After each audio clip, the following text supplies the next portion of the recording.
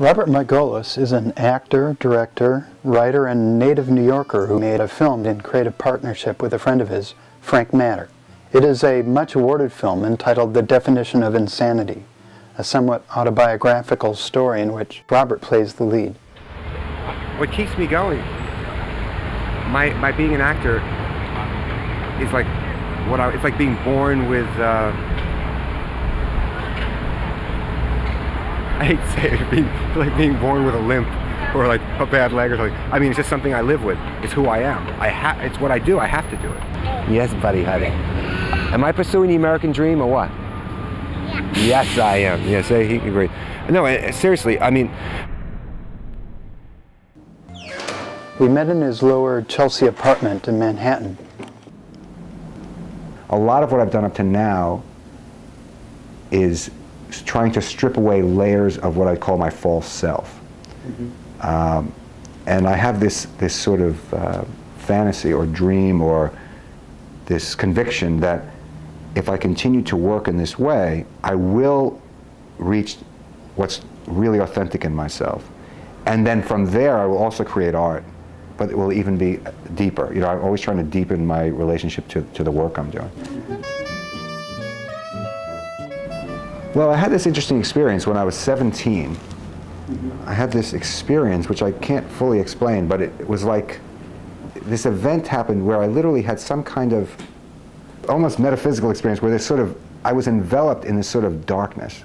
I was just aware I was 17 and I was just going through life, and when that event happened, this sort of dark cloud, kind of created for me this ultimate question. From that point on in my life, on a very deep level, that became the impetus for everything that followed. So what did follow was I went to college, and then I actually went off. I was in the Philippines, where I was studying, at the time, political economy. And then I had another event happen there, in the sense that when I was there and all the familiar parts of my life weren't there, I was very far away from my home, my family, all of a sudden I started to remember my dreams. Like, my dreams started to sort of break through, and I started to keep a journal, and I started to write for the first time.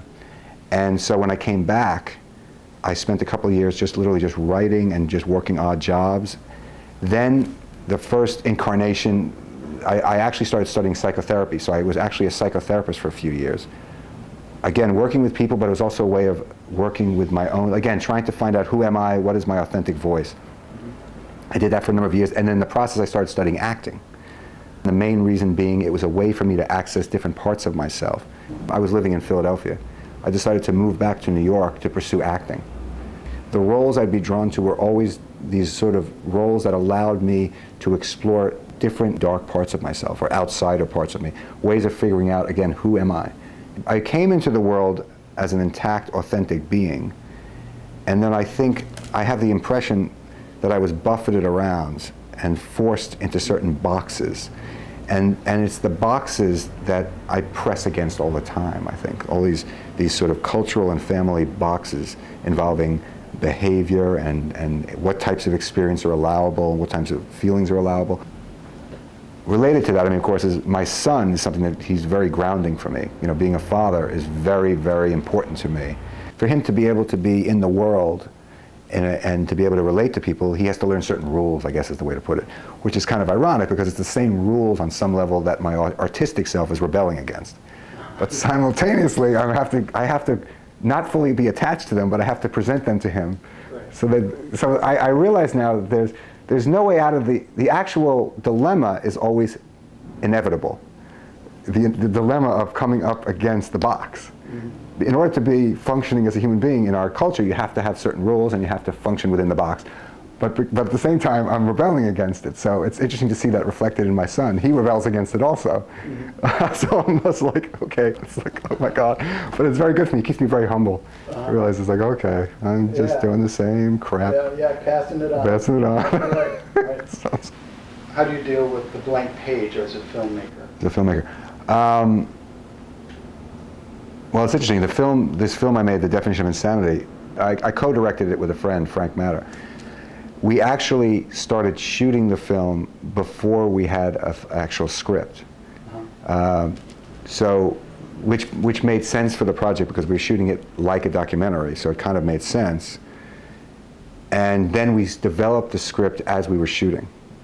So we kind of did it in reverse. We sort of just jumped in and started, and then, but it's different for different stuff. I mean, I've written some plays where I literally just have to sit down and do it. When I write poetry, I can almost rely on inspiration. You know, just like I sit down and whatever comes out of me comes out of me. But I find with films, you know, film scripts or plays, if I relied on inspiration, I don't think I would get a whole lot done. I literally have to force myself often to sit and do it. Everything I do, it's somehow autobiographical, not necessarily literally so. It's like my own personal mythology. So in that sense, that's what drives me in a way. That's what drives me to go to the page. I have to work things out in my psyche, and I try to do it artistically in a way that I hope other people will resonate with other people at the same time. I don't want the stuff I create to just be therapy for myself either. Right. It is therapy for me, you know, it's in a sense, but I want it, if it's just going to be therapy, then I can just go to, you know, go to a therapist and write in my journal. So I want it to have, you know, an appeal beyond just my own personal experience. But I do find that the more personal I make it, the more it actually resonates for other people, because there are people who identify with the situation or not, you know. I mean, with the film, you know, it was interesting is when I made the film, yeah, I was putting out, my life was sort of unraveling in terms of my relationship with my wife, and all the stuff that's going on. So the film, in a sense, was about a guy named Robert Margolis whose life was unraveling. So in a sense, I was trying to figure it out as I was going along. And then what happened was I made the film, and in the film, the wife of the character ends up leaving. In real life, my wife hadn't left, but the ironic thing is that after I finished the film, she did leave. So someone said, "Be careful what you create." Also, right. So it's like, okay, yeah. Okay.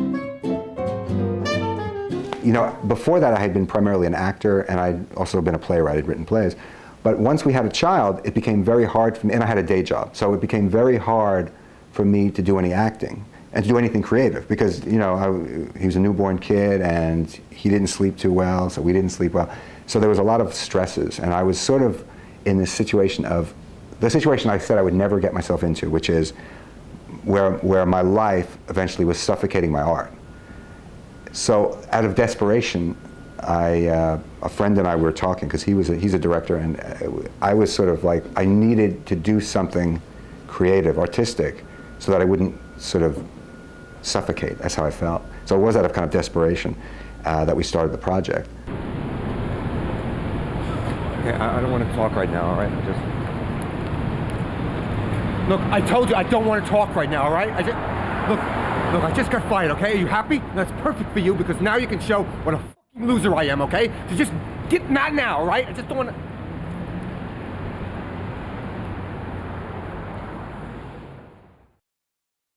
I feel bad for Robert. He's a very nice kid. We hired him. We thought he did a good reading. Came in the first day. It was a small part, but important. Every part's important. And you know, it's my fault, because you never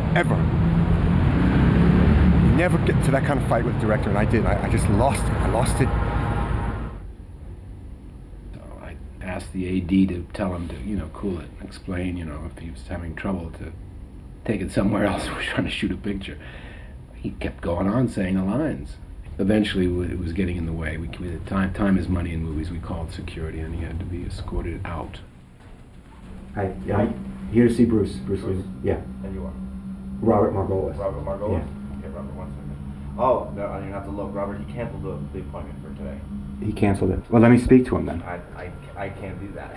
Yeah, you can. I mean, you canceled my appointment. Right. Right. So let me reschedule it. It's only reasonable. No. Can I just reschedule it? No, I can't reschedule. Come on, can I talk to Bruce for 2 seconds No. then? We had an appointment. Can I just talk to him for 2 seconds? No.